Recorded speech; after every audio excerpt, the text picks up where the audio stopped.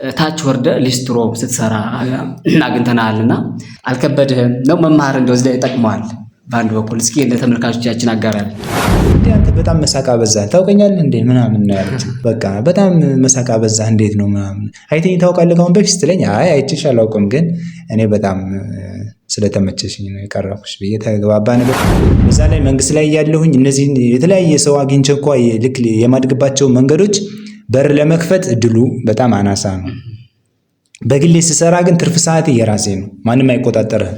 ጠላ በምትሸጥ ቀን ጠላ ቀዳለሁ። ሌላ ደግሞ ሻይ ዳቦም አለ፣ በተመሳሳይ እሱንም ሽጬ ነው የሚሄደው። ምክንያቱም በቃ አባቴ በህፃንነቴ ነው የሞተብኝ፣ ገና አንደኛ ክፍል ያለው ነው የሞተ። ደግሞ አንዳንዶች ደግሞ ይሄ በቃ እንደ ሴት ዝቅ ብሎ በቃ ምንድነው ራሱን እንደ ወንድ አይቆጥርም እንደ ሁሉም ይሉኛል። ሴት ልጅ የምትሰራውን ስራ ሁሉ ለእናቴ ሰርቻለሁ። በጣም ጎረቤቶች ሁሉ በቃ በደንብ ያደነቁኝ ያደግኩ ልጅ ነኝ።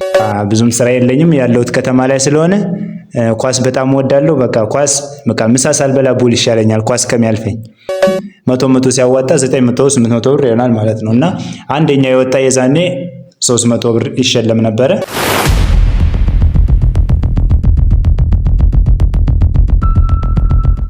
ሰላም ጣና ይስጥልን ወደ ቻናላችን ቤተሰቦች እንደምን አላችሁ?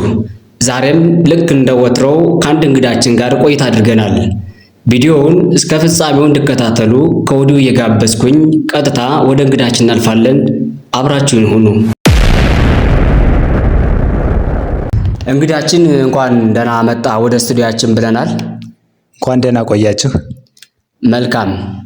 እስኪ ራስን ለተመልካቾቻችን አስተዋውቅልና ወደ መጀመሪያው ውይይታችን እናልፋለን። እሺ፣ ስሜ እልምነ ታደለ እባላለሁ። በጣም አሪፍ እልምነ። እስኪ እልምነ እንግዲህ ወደ መጀመሪያው ጥያቄ ልምጣና የት ተወለድክ? አስተዳደግስ እንዴት ነበር? እንደው በአጠቃላይ ልጅነት ምን ይመስላል የሚለውን ለተመልካቾቻችን ብታጋራልን። የተወለድኩት ፍኖተ ሰላም ከተማ የገጠር ቀበሌ ወይንም ዋርቅማ ቀበሌ ውስጥ ነው ተወልጄ ያደግኩት። ሳድግ ያው በጣም ስፖርት መጫወት በጣም እወዳለሁ። እግር ኳስም ተጫውቼ ነው ለረጅም ዓመት የተጫወትኩት። የቀበሌ ውድድርም ነበረን፣ ብዙ ጎጦች በውስጥ ስላሉ ከቀበሌ ተጫውቼ ተወዳድሬ ነው ያደግኩ። ጎን ለጎን ትምህርቴንም እየተማርሁ ማለት ነው። ከዚህ በመቀጠል ደግሞ እናቴንም ደግሞ ማግዛት የግል ስራ በመስራትና የቀን ስራ እየሰራው እናቴን በማገዝ አሳልፍ ያለው ጊዜን ማለት ነው። አስተዳደግ እንዳልከው ጎን ለጎን እናትን እያገዝ ኳስም ደግሞ ትጫወት ነበረ። እንደው እዚያ ላይ የነበረው ከጓደኞች ጋርስ መቼም ሰው ብቻውን አያድግም፣ ይኖሩታል ጓደኞች፣ ጎረቤት። እስኪ ስለሱ ነገር አውራ። ቀበሌው ጨዋታስ እንዴት ነበር? ማለት ከየት የት እየሄዳችሁ ነበር የምትጫወቱት? እሺ፣ ቀበሌ ላይ የምንጫወተው በዙር ነው። በዙር ማለት አንድ ክረምት ላይ ውድድሩ የሚካሄደው ክረምት ላይ ነው። ትምህርት ከተዘጋ በኋላ ነው የሚካሄደው። አንድ ጊዜ ለምሳሌ ዘርዝሬ ስናገር በውስጥ ያሉትን የመጫወቻ ሜዳችን ማለት ነው። አንድ ጊዜ አዳንኸኝ ሜዳ ላይ አዳንኸኝ የሚባል ቀበሌ አለ፣ አዳንኸኝ ሜዳ ላይ ይካሄዳል። ሌላ ጊዜ ደግሞ አልፎ ደግሞ ወደዛ ሻላ ሙዴን እርሻ ላይ ወሮሰቃ የሚባል ቀበሌም አለ፣ ወሮሰቃ ላይ ይካሄዳል። የሆነ ጊዜ ደግሞ እዛው ከተማችን እኛ ክሊኒክ ከተማ የምትባላለች እኔ ያለሁባት ማለት ነው። ከዛም ተካሄዱ ያውቃል። እየዞርን ነው በሮቴሽን የምንጫወተው። በጣም ደስ የሚል ሲዝን ነበር የምናሳልፈው። እዚያው ብር ሸለቆ ቀጠና ማለት ነው። አዎ፣ ብር ሸለቆ ውስጥ ሆኖ ቀበሌዎች የተለያዩ ናቸውና ዋናው ማዕከላችን ግን ክሊኒክ ከተማ የምትባለው ላይ ማለት ነው። በጣም አሪፍ እልምነ። ታዲያ የውድድር ግን እንዴት ነው ማለት ተወካይ ኑሯችሁ ነው ወይስ ራሳችሁ ዝም ብላችሁ ለሞራል ብላችሁ የምትጫወቱት ነው ወይስ የፋይናል ጨዋታ አለው ለዋንጫ የመሳሰል ነገር አለ? ወይም ደግሞ ከቡድን ስታሸንፉ ከፍ ወዳለ ደረጃ የሚካሄድበት ሁኔታ አለ አይደል? እስኪ ያኛውን ትንሽ አብራራልኝ። እሺ፣ የምንጫወተው ለዋንጫ ነው። የራሳችን በዛው በገጠር ላይ ዝም ብለን ለዋንጫ አድርገን በተመሳሳይ የምናዘጋጀው አለ። ዋንጫ ይዘጋጃል። ከዛ በኋላ በጣም ብዙ ቲም ነው ያለው። ወደ 8-9 ቲም ነው ያለው። አሁን ለመዘርዘር እንኳን እርግብ ቀበሮ ሜዳ የሚባል አለ፣ ወይንማ የሚባል አለ፣ ወርቅማ የሚባል አለ፣ አዳንኸኝ የሚባል አለ። አዳንኸኝ ከሁለት ነው። ከታች ላይ አዳንኸኝ፣ ታች አዳንኸኝ የሚባል ሁለት ቡድን ያለ። ሌላ አዲስ ዓለም አለ። እስታይ የሚባል አለ። በጣም ወደ 8 እንደዛ ግድም 9 ግድም ቲም ነው ያለ እና ከዛ ሽማግሌ ይመረጣል። ስለ ኳስ የሚያውቁ የድሮ ታላላቅ ሰዎች እንመርጣለን፣ 3 ሰዎች። በዛ ላይ እነሱ ውድድሩን በበላይነት እንዲያካሂዱልን እናደርግና ከዛ በኋላ ከየቲሙ ደግሞ አሁንም ቡድኑን የሚመራው አምበል አለ። ያ ሆኖ ከነሱ ጋር ስብሰባ ያደርግና በመቼ ጨዋታዎች ይካሄዱ፣ ጨዋታዎች ደግሞ በስንት ሰዓት ይካሄዱ፣ ማን በኃላፊነት ይምራው፣ ማን እንደዚህ ሰብሳቢ ጸሐፊ የራሱን አለው። ያን እናደርግና እንጫወታለን። ኦልሞስት ምን ጀምር ልክ ሰኔ 30 እንደተዘጋ ሐምሌ ውስጥ ነው ጨዋታው ውድድሩ የሚካሄደው።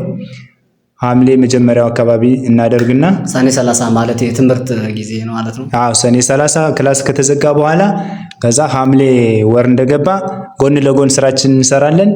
ከቤተሰብ የሚሰራ ከቤተሰብ ይሰራል፣ በግሉ ደግሞ የሚሰራ በጉልበት ስራ በግሉ ይሰራል። ብቻ ወጣቱ እንገናኛለን። በዓል ቀን እንጠብቀን ውድድሩ የምናደርገው።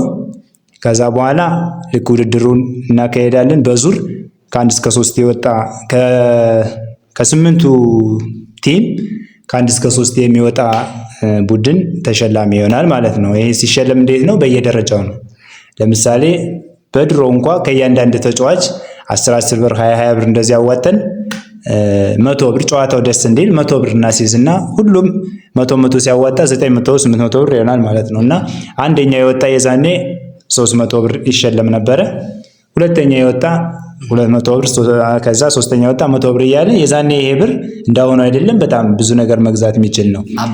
ማበረታቻ ነው ለቲሙ እንኳ በቃ ለምሳ እንኳ የሚሆን ብር ነው በዛን ሰዓት ማለት ነው። ሙሉን ቲሙን ምሳ የሚጋብዝ ነው እና ይሄን እንሸለማለን። ለምሳሌ የሆነ ጊዜ ለመጨረሻ ለዋንጫ ከአዳንኸኝ ቲም ጋር የኛ የክሊኒክ የከተማው ከአዳንኸኝ ጋር ለዋንጫ ደርሰን ነበረ። ምንም ዋንጫውን ማግኘት ባንችልም እኛ ክሊኒክ ያው አዳንኸኝ ዋንጫውን አሸንፎ ወስዶታል። ከማስታወሰው ያክል ነው። በሌላ ጊዜ ደግሞ ደግመን አሁንም ከአዳንኸኝ ጋር ስንገናኝ በተመሳሳይ አዳናኞች ለሁለተኛ ጊዜ ዋንጫውን ወስደውብናል። ያው ያስኮርፋል። እንደዛ ነው። ጎበዝ ናቸው ማለት እና አዳናኞች እኔ ሁለት ጊዜ ያክል ዋንጫ ወስደዋል። እኛ ደግሞ ሁለተኛ እየሆነ ለሁለት ጊዜ ተሸልመናል ማለት ነው። እና ይሄን ይመስላል። ከዛ በኋላ ሃይስኩል መጣ። ወደ ሃይስኩል ሄድን ማለት ነው። በጣም አሪፍ ደስ የሚል ቆይታ እያደረግን ነው የምንገኘው ተመልካቾቻችን። እዚሁ ላይ እስኪ ወደ ሌላ ርዕስ ከመሄዳችን በፊት እንዳልከው የተወለድከው ወይም ያደግከው ፍኖተ ሰላም ዙሪያ ነው፣ ብር ሸለቆ ቀጠና ወይንም ወርቅማ ቀበሌ ነው ያልከኝ። ስሟ ደግሞ ክሊኒክ ትባላለች ነው ያልከና፣ ግን የአይነት ጨዋታ ስታካሄዱ እዛ አካባቢ አሁን እንዳልከኝ ከሆነ ብዙ የገጠር ነዋሪዎች ናቸውና ስራ ይበዛል ብዬ አስባለሁ። አዎ ስራ በጣም ይበዛል። ስራ በዛ ማለት ደግሞ አሁን ለምሳሌ አርብ ስትሰራ ውለህ ቅዳሜ ወይም እሁድ ለመጫወት ድካም ምናምን አይኖርም? እንዴት ነው ይሄን የምታስኬዱት? እሺ እኔ በግሌ በጣም ውድድሩም ከመካሄዱ በፊት 10 ዓመት 12 ዓመትም እያለሁ ኳስ በጣም ወድ ነበር። ምክንያቱም በቃ ብዙም ስራ የለኝም ያለሁት ከተማ ላይ ስለሆነ ኳስ በጣም ወዳለሁ። በቃ ኳስ በቃ ምሳ ሳልበላ ቡል ይሻለኛል ኳስ ከሚያልፈኝ። ኢቭን በቃ እናቴ ጠላ ትሸጥ ነበረ፣ ውሃ ቀዳለሁ፣ ከዛ እንጨት ደግሞ ለቅምላታለሁ። ከዛ ከሰዓት ሁልጊዜም ሜዳ ነው በቃ የምገኘው። ጓደኞችን በቃ ኳስ ካለ ከቤት የመጣው እኔ ውሃ ማምጣት ይጀያለ ቀድሞ ጫማና ማሊያን አውጥተው በር ላይ ነበረ ቁጭ ብለው የሚጠብቁኝ። የዚህ ውድድር ጨዋታን በዛ ከፍ እያሉ ሲሄድ ተመሳሳይ አሁን እንዳልኩት በቃ ሁሉም ትጥቄን ቀድመው እነሱ ማለት ነው። በቃ እኔ ካልሄድ ውድድር አይሄዱም። ተቃራኒ ሌሎች ከኛ ጋር የሚገጥሙት ራሱ እሱ አይገባም ምናምን እስከመባል ድረስ አንበለ ማለት ነው። በቃ እኔ ጃኒስን አላውቅም። በቃ እኔን ብዙን ጊዜ አይሳተፍም ይሉኝ ነበረ። ለራስ የሰጠው ግምት ነው እንጂ አንበል ነው ወይም ደግሞ የቡድኑ ኮከብ ተጫዋች ነው እንደማለት ነው። ይሄን ያክል ቲፎዞ ወይም ደግሞ ደጋፊ ካለ ያው ቡድኑ መመራው የጨዋታውን አካሄድ መመራው እኔ ነኝ በበላይነት እና እንደዛ እያልን እንጫወት ነበረ። ደስ የሚል የወጣትነት ጊዜ ነው ያሳለፍነ። እግዚአብሔር ይመስገን አሪፍ ነው። በጣም አሪፍ። ግን አንድ ግርግር በመሀል ስታወራ ሰማሁ ልበል። ለእናቴ እንጨት ማመጣ እኔ ነኝ እና መሰል ነገሮችን ብለሃል። አንተ ብቻ ነህ እንደ ቤት ውስጥ ያለው እህት ምናምንስ የለህም? ከቤት ያለሁት ለእናቴ እኔ ብቻ ነኝ። የኔ ታላላቆች አሉ፣ ነገር ግን እነሱ አሁን አብረውን አይኖርም።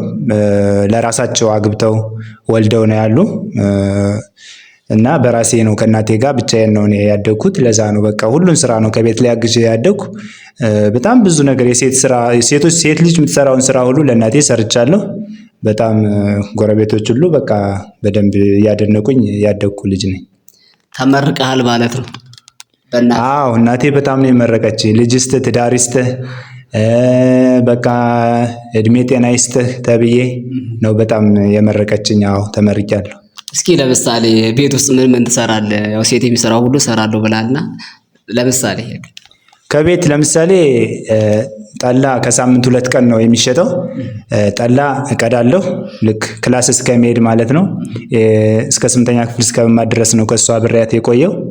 ከዛ በኋላ ወደ ዞን ፍኖተ ሰላም ከተማ እስከመሄድ ድረስ እስከመሄድ የከሰዓት ሲሆን እስከ 5 ሰዓት ባለው ጠላ በምትሸጥ ቀን ጠላ ቀዳለሁ። ሌላ ደግሞ ሻይ ዳቦም አለ በተመሳሳይ እሱንም ሽጬ ነው የሚሄደው። ይሄ ከጠዋት ሲሆን ደግሞ ስመጣ 7 ሰዓት ተኩል 8 ሰዓት እንደዚህ ደርሳለሁኝ። ከዛ በኋላ ጠላው ካላለቀ ልክ ጠላውን አብሬያት ነው የምጨርሰው። ጠላውን በቃ አብሬ በመሸጥ በማስተናገድ ጠላ በመቅዳት ዳቦ ሻይ በመሸጥ አግዛታለሁ እናቴን። ምክንያቱም ከጎኗ ሰው ስለሌለ እኔ ነኝ አብሬ ማግዛት የነበረ በሰዓቱ እና ለረጅም ዓመት አብሬያት ቆይቻለሁ። ግን እንዴት ነው አይከብድም ለወንድ ልጅ? በዚያ ላይ ደግሞ አንዳንዱ እንደውም እንደ አሽሙር እንደ ሹመት እንዴት ወንድ ልጅ ነው እንደዚህ ምናምን ባል ነገር የለም አልገጠመም? በጣም ገጥሞኛል። አዎ ጎረቤቶች አሉ አልፎ ሲሄዱ የሚስቁ አሉ። በዛ ላይ ደግሞ በቃ ይሄ እግዚአብሔር ይስጥህ በቃ አንተ እያሉ እኔ እየሰማኋቸው ራሱ እግዚአብሔር ይስጥህ እንጀራ ይውጣልህ እያሉ ሁሉ የሚያልፉ አሉ። በዛ ላይ ደግሞ አንዳንዶች ደግሞ ይሄ በቃ እንደ ሴት ዝቅ ብሎ በቃ ምንድነው ራሱን እንደ ወንድ አይቆጥርም እንደ ሁሉም ይሉኝ አሉ። እና እንደዛ ሁሉንም ተቋቁሜ እኔ ግን ቅድሚያ ለእናቴ መስጠት ስላለብኝ ማንንም ሰው የዛኔ አልሰማም ነበረ። ምክንያቱም በቃ አባቴ በህፃንነቴ ነው የሞተብኝ። ገና 1ኛ ክፍል ያለው ነው የሞተ። እኔ በቃ እሷን በቃ እስከ መጨረሻው ድረስ አብሬያት በቃ ማገዝ እንዳለብኝ ነው ውስጤ ሲያመን የነበረ። ምን ትላለህ? አሁን እንደዚህ አይነት ሰዎች በብዛት አሉ። አንተ ላይ ብቻ ሳይሆን ቤተሰብ ልክ እንደ ልጅ ማለት ከልጅ ወንዱ ነው እንደ ሴት የሚያገለግሉ አሉ። ይሄ ማለት ሴትን ወክሎ ሳይሆን ግን በቃ ካለ ፍቅር እናትን ሴት ልጅ ከማገዝ ከበጎ ነገር ነው የሚያወጥ። ግን አንዳንዶች ደግሞ በተቃራኒ ወንድ ልጅ ምንድነው ማጀት ለማጀት እንደዚህ ምናምን ወጣ ያለ ነገር ይናገራሉ። ይሄን ነገር እንዴት ታየዋለህ? እኔ ያው ከኛ አካባቢ በብዛት አልተለመደም እንጂ በሁሉም ሰፈር እናቱን እህቱን የሚያግዝ ወንድ አለ አይቻለሁም። ደግሞ በእኛ ያው ካልቸር ስላልሆነ ነው እንጂ ምንም ነውር የለውም ብዬ ነው የማስበው። ምክንያቱም ሰው አይደለም የወጣበትን እናቱን የወለደችውን እናቱን ሌላ እንኳ ዘመድ ጎረቤት ወይም ሌላ እህቱንም ቢያግዝ ምንም መጥፎ ነገር አይደለም ለኔ። ምክንያቱም በቃ ሰውነን መተጋገዝ መረዳዳት አለብን። ስራ ደግሞ ጾታ አይለየውም። ጾታ እንደዚህ ይለየዋል ተብሎ የተቀመጠ ነገር የለምና ሁሉም ሰው መተጋገዝ እንደሚችል ነው። ስራን ጾታ እንደማይለየው ነው እኔ የገባኝ። በጣም አሪፍ፣ በእውነት የሚበረታታ ነገር ነው። ደስ የሚል ነገር ነው። በዚህ መካከል ስትኖር ኳስም ስታጫውትም በቤተሰብ ውስጥም ደግሞ በተለይ ከማዘር ጋር ነው ያደግከው እሷን እያገዝክ እዚህ ድረስ ስትደርስ ገጠመኝ የምትለው ነገር የለም? ማለት ሊፈትን የቻለም ሊያዝናና የሚችልም ብቻ ግን ገጠመኝ ወይም ወግ ነገር የለም? ያው ወግ እኔ ከድሮም ብዙም አልከታተልም ብዙም የለኝም። ነገር ግን ስትማርም ስታድግም በዛ ላይ ደግሞ አሁንም ተቀጥረህም ሆነ የግልህን ማንኛውንም ስራ ስትሰራ ገጠመኝ ያጋጥማል። እኔ አሁን ለምሳሌ ገጠመኝ አለ። ለምሳሌ በፊት አሁን እንደዚህ ስማር በቃ በጣም በውጥረት በቃ ነው የተማርኩት። በውጥረት ማለት ራሴን በራሴ እየሰራሁ በቃ እንደዚህ ማንም ከጎኔ በቃ ረዳት ያን ያክል የለኝም። በቃ በራሴ ነው እየተማርኩኝ የቀጠልኩኝ እና የዛኔ በጣም ውስጤ ይጨናነቃል፣ ያስባል። በቃ ይህ ቢጎድለኝ ይህ ጎድሎኝ ይህ ሳይሟላልኝ እንደዚህ በቃ እል ነበረ። ነገር ግን እንደዛም ሆኖ እያለ ግን ተስፋ ሳልቆርጥ ማሸነፍ እንደምችል ግን በቃ ውስጤ ያምን ነበር። ትልቅ ነገር ነው በእውነቱ ውስጥ ላይ የሚታየው። ማንም የሌለው ሰው ሁሉም የራሱ የሆነ ኳሊቲ ያለው የሚደነቅበት ማለት ነው። ከዚያ መካከል አንተ አንዱ ነህ ብዬ አስባለሁ። እውነት ለመናገር ማንም ያላለፈበትን ህይወት አልፈሃል። ግን ደግሞ እንዴት ነው አሁን በተለይ ለወንድ ልጅ የሚያግዝህ ከሌለ አባትን ደግሞ እንደዚሁ በልጅነትህ ካጣ አስበዋል። እየተማርክ እያለ መቼ ከጎረቤት ይለያያል አይደል? አንተ የምትማርበት መንገድና ሌላ ደግሞ እናት አባት ኑሮትም ወይም ደግሞ የተሻለ አቅም ኑሮት የሚማረው እኩል አይደለም። ግን ይሄኛውን ስሜት እንዴት ነው ራስህ እየሰራ ራስህ በትርፍ ሰዓት ደግሞ ቤተሰብ እያገዝክ ሲቀጥል ደግሞ ስትዝናናም ደግሞ ኳስ የተጫወትክ እንዴት ነው ይሄን ያክል ለወንድ ልጅ መደራረብ አይሆንም? አዎ ያው ማለት ከውስጥ ቁርጠኝነት ሰው ከሌለው ያው በሌላ ነገር ነው የሚወስደው። እንዴት አድርጎ ነው ያን የሚችል እንዴት አድርጎ ነው እንደዚህ ማድረግ የሚችል ብሎ ሊያስብ ይችላል ሰው። ነገር ግን በተግባር ላደረገው ሰው ግን በጣም ቀላል ነው። ሁሉም ነገር ቀላል ነው። ዋናው ተግባር ነው። ተግባር ተነክቶ ሲታይ ሁሉም ነገር ቀላል ነው። አሁን እኛ ሰው ሲያወራው ወይም ከጎን ጓደኛችን ሲያወራው የሆነ ከባድ ነገር የሚመስልን ነገር ነክተን ዳሰን ወይም ተግባር ላይ አውለነው ስናይ ግን በጣም ቀላል ነው። በቃ ለምሳሌ ድሮ ላይ አሁን የሆነ በቃ ትምህርት ወይም የሆነ ማጥናት ፈተና እንደዚህ በጣም በቃ አክብዶ የሚያይ ተማሪ ትምህርት አይገባኝ ብሎ የሚያስብ ተማሪ አይገባውም። ነገር ግን በጣም ትኩረት ሰጥቶ ግን የሚያነብ የሚያጠና ግን ፈተና ሲመጣ አይፈራም፣ አይጨነቅም። በቃ ደስ እያለው ፈተናውን ይሰራዋል ማለት ነው። እና የውስጣችን ተነሳሽነት ይወስነዋል ለማለት ለምን እንደዚህ እንዳልኩ ገብተዋል አይደል? በጭም ካሁን ነባራዊ ሁኔታ ስለምናይ ነው። ወንድ ልጅ ሆኖ በተለይ ፈተና በቃ ጭንቅ አይወድም። አሁን በተለይ ወጣት ነህ አንተን ልክ በአንተ እድሜ ደረጃ ያሉ ብዙ ወጣቶች አሉ እና በተለይ የከተማ ልጆች አይታቸው ከሆነ ጭንቅ አይወዱም። ገጠር ላይም ደግሞ እንደዚሁ አልፎ አሉና ከዚያ ይልቅ ወይ ሲያማርሩ ወይ ተስፋ ሲቆርጡ ነው የሚታዩት። እንደዚህ አይነት ችግር ወይም ፈተና ሲመጣ ፈተናውን የሚያልፉበትን መንገድ አይደለም የሚያዩትና ቶሎ ወይም በቀላሉ ይወድቃሉ፣ ይሰበራሉ። ከዚያ አንጻር ነው ልጠይቅ የቻልኩት። ታች ወርደ ሊስትሮ ስትሰራ አግኝተናልና አልከበድህም ነው? መማር እንደው እዚህ ላይ ይጠቅመዋል በአንድ በኩል እስኪ ለተመልካቾቻችን አጋራል። እንዴ አንተ በጣም መሳቃ በዛህ ታውቀኛለህ እንዴ ምናምን ነው ያሉት። በቃ በጣም መሳቃ በዛህ እንዴት ነው ምናምን አይተኝ ታውቃለህ ከአሁን በፊት ስትለኝ አይ አይቼሽ አላውቅም ግን እኔ በጣም ስለተመቸሽኝ ነው የቀረብኩሽ ብዬ ተግባባን። በዛ ላይ መንግስት ላይ ያለሁኝ እነዚህን የተለያየ ሰው አግኝቼ እንኳ ልክ የማድግባቸው መንገዶች በር ለመክፈት እድሉ በጣም አናሳ ነው። በግሌ ስሰራ ግን ትርፍ ሰዓት የራሴ ነው፣ ማንም አይቆጣጠርህም። ኢትዮጵያ ውስጥ እንደ አልኩ ነው የተማረ ማህበረሰብ የምትለው አይተው ከሆነ በጣም ድሃ ነው። በጣም ሲበዛ ማለት እንኳን ከራሱ አልፎ ቤተሰብ፣ ዘመድ፣ ወገን ወይም ጓደኛ ሊረዳ ቀርቶ ራሱን እንኳን ማስተዳደር የማይችልበት ነው። እያየን ነው በየሚዲያው ብዙዎች ጎዳና ላይ ወጥተው እናያለን። አንዳንዶቹ ሌክቸር የነበሩት ሁላ እናቱን እንኳን መርዳት የማይችልበት ታይም ላይ ያለና እንደገና ደግሞ አልተማረ የምትለው ማህበረሰብ በተቃራኒው ሀብታም ሆኖ ታየዋለህ። እንግዲህ እውቀት ያለው የተለያዩ ተማሩ ላይ እንደሆነ ይታወቃል። ግን ይሄን ነገር ስታይ አንዳንዴ መናገር በቢዝነስ በኩል ማለት ነው መማር ራሱ ትልቅ የሚሰጥ ነገር እንዳለው ሆኖ ስለ ቢዝነስ ነው። ከመንግስት ስራ ወጣ ወይም ከጤና ሙያ ወጣ በተቃራኒው ስራ ሳትንቅ ሰው ይልቃል በዚህ ስራ። አንተ ደግሞ ሳትንቅ ዝቅ ብለህ ኑሮን ለማሸነፍ ቤተሰብን ለመምራት ለማስተዳደር ከዛሬ ይልቅ ነገ በሚለው ታች ወርደ ሊስትሮ ስትሰራ አግኝተናልና አልከበድህም ነው? መማር እንደው እዚህ ላይ ይጠቅመዋል በአንድ በኩል እስኪ ለተመልካቾቻችን አጋራል። እሺ እንደተባለው ያው እናንተ ያገኛችሁኝ ከሊስትሮ ቦታ ነው። ሊስትሮ ነው አሁን እየሰራው የምገኘው። ምክንያቱም ከዛ ከቅጥር ህይወት ከወጣው ወዲህ የሊስትሮን ስራ መጀመር የፈለኩበት ምክንያት አለኝ። እሺ ምን ይሆን እንስማው እስኪ። እሱ ምክንያቱ ለምንድን ነው? አንደኛ የሆነ ቀን ነገሮች እንደሚስተካከሉ ሙሉ እምነት አለኝ። በቃ እግዚአብሔር ያግዘኛል፣ የሆነ ቀን ልፋቴን ይቆጥርልኛል፣ የተሻለ ደረጃ ላይ እንደምደርስ ሙሉ እምነት አለኝ እና አሁን ይሄን እየሰራው ያለውኝ በቃ የዕለት ወጪዬን እየቻልሁ እና ነገ ደግሞ የተሻለ ቦታም እንደምደርስ ውስጤ ስላመነ ነው። ሊስትሮን የጀመርሁበት ምክንያት በህፃንነቴ 8ኛ ክፍል ድረስ እስከምማር ድረስ ሰርቻለሁ። ከዛው እንዳልኋችሁ ያደጉኝ ትንሿ ከተማ ክሊኒክ ከተማ ላይ ስለሆነ እስከ 8ኛ ክፍል ስማር ይህን የጫማ ስራ ሰርቼዋለሁ ከእናቴ ጋር ሁኜ ማለት ነው። ጎን ለጎን ኳስ እጫወታለሁ፣ የእናቴን ስራ ማግዛለሁ። ጎን ለጎን ደግሞ ከክላስ መልስ ወይም እስከመሄድ ጫማ እየሰራሁ ስላደጉኝ ይህን ስራ እንድጀምር ያደረገኝ በልጅነቴ ስለሰራሁት ነው። ምክንያቱም የዛኔ 2 ዓመት ወይም 3 ዓመት ያክል ሰርቼዋለሁ። አሁን በቃ ይህን ልጀምርና ከዛ ይህን እየሰራሁ ጎን ለጎን ደግሞ ብዙ ሰዎች አገኛለሁ፣ የተማሩ ሰዎችን፣ ብዙ የቢዝነስ ሰዎችን አገኛለሁ። ብዙ መንገድ ይከፍትልኛል። በዛ ላይ መንግስት ላይ ያለሁኝ እነዚህን የተለያየ ሰው አግኝቼ እንኳ ልክ የማድግባቸው መንገዶች በር ለመክፈት እድሉ በጣም አናሳ ነው። በግሌ ስሰራ ግን ትርፍ ሰዓቴ የራሴ ነው፣ ማንም አይቆጣጠርህም። ስትፈልግ ትሰራለህ፣ ስትፈልግ ከምትፈልገው ጉዳይ ሄደህ ሌላ የቢዝነስም ሆነ የተለያየ የስራ በሮችን የማግኘት እድል ከፍተኛ ነው። ይሄ ማለት ባለሀብቱ ጋር የመገናኘት እድልህ በጣም ሀይ ነው።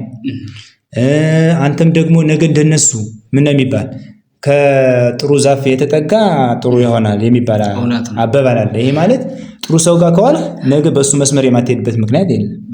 እንደዛ ብዬ በራሴ ጀመርኩ።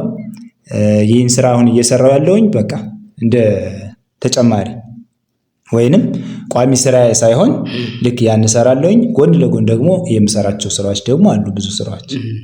ለምሳሌ እንደዚህ ድለላ ነገር ሞክራለሁኝ፣ ዶርም አስይዛለሁኝ። እንደዚህ በቃ ጎን ለጎን የዚህ አይነት ስራ እሰራለሁ።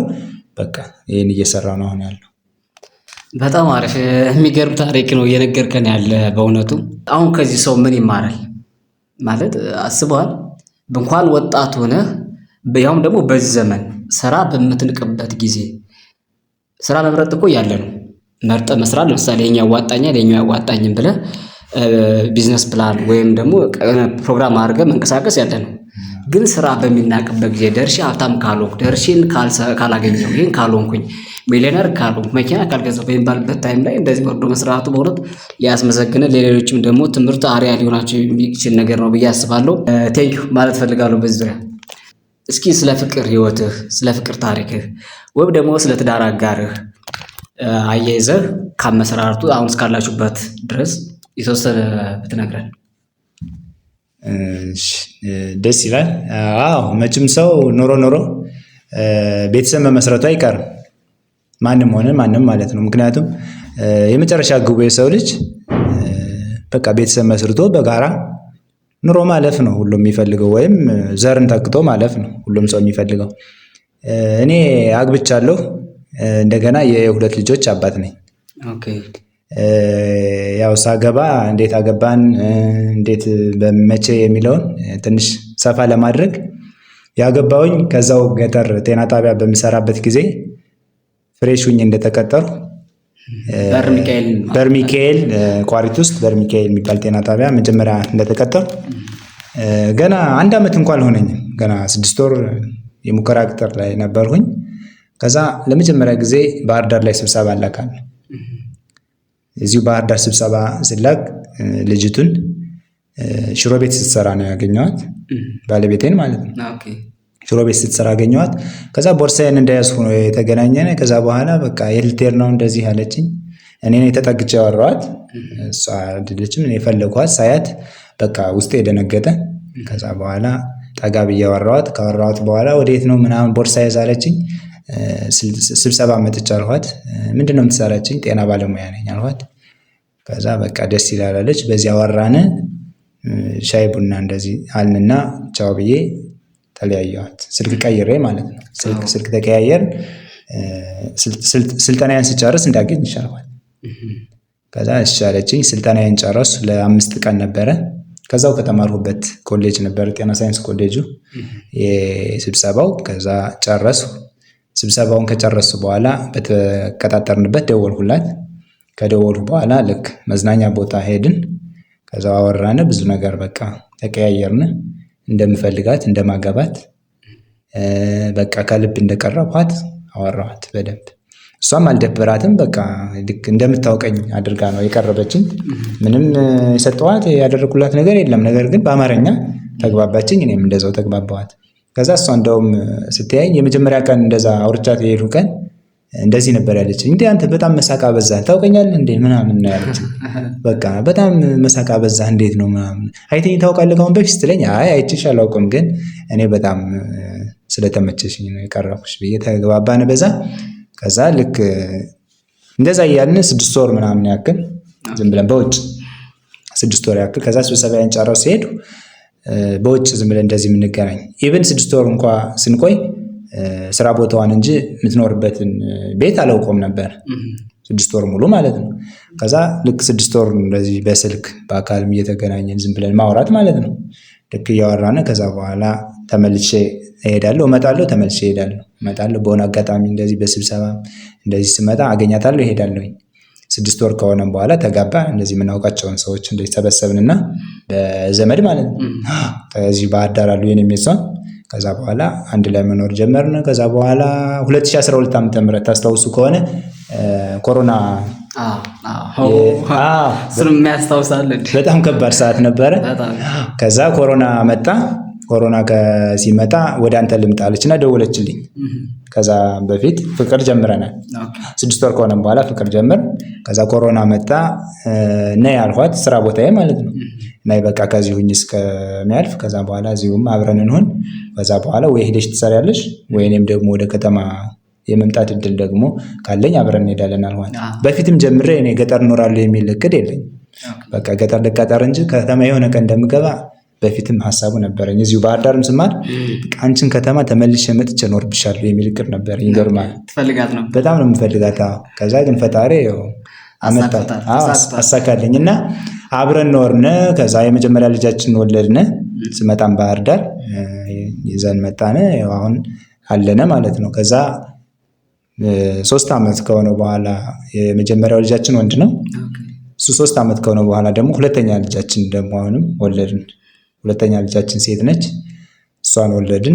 አሁን ያው በዚህ ነው ያለን። አሁን ወንዱ የ5 ዓመት አልፎታል፣ ሴቷ ደግሞ 2 ዓመት አልፎታል። ያው በዚህ ህይወት ነው ያለን። እሷም እንደኔ የወጣች ናት። ባይዘይ ከጤና ባለ ወጣለች። ኖ ዲፓርትመንቷ ሌላ ነው፣ ነገር ግን ከመንግስት ቅጥር የወጣች ነች። እሷ ደግሞ በአይቲ ባለሙያ የተመረቀች ነች። ኢንፎርሜሽን ቴክኖሎጂ ተመርቃ ከዛ ስታገለግል ቆይታ 3 ዓመት ያክል አገልግላለች። ከዛ ልክ ወጣ እንደኔ ማለት ነው። ወጣ አይመቸኝም አለች።